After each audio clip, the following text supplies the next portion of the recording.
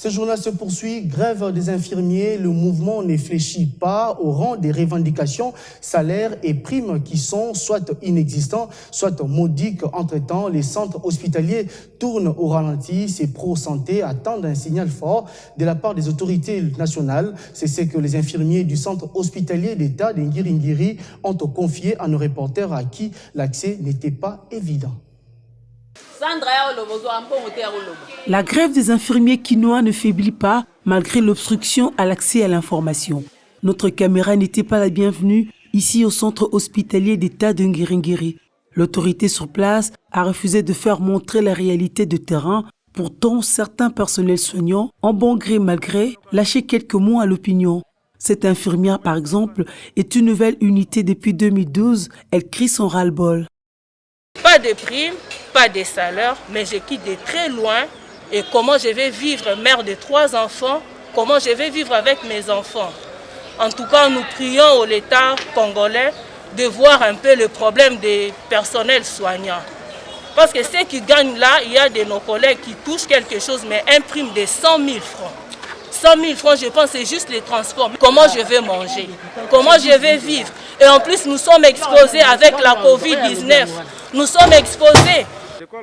Cette énième grève alimente la problématique du sous-paiement, voire du manque de paiement des pro-santé en général, dont les infirmiers et les techniciens de surface en particulier. Ceux qui sont au chevet des malades jour et nuit ont le droit à une rémunération décente et s'engagent à faire entendre leur indignation.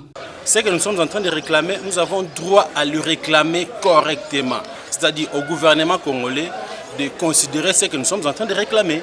C'est-à-dire cette prime de risque-là nous concerne tous.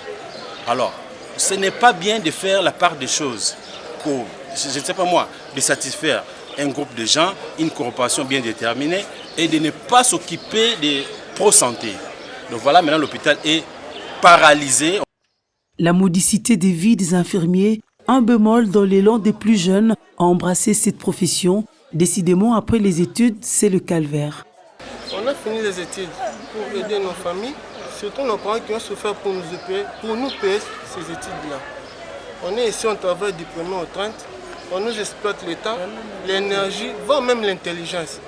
Mais l'État congolais ne nous considère pas. C'est comme si infirmiers dans ces pays, on est comme des torchons. Donc on n'a pas de valeur dans ces pays.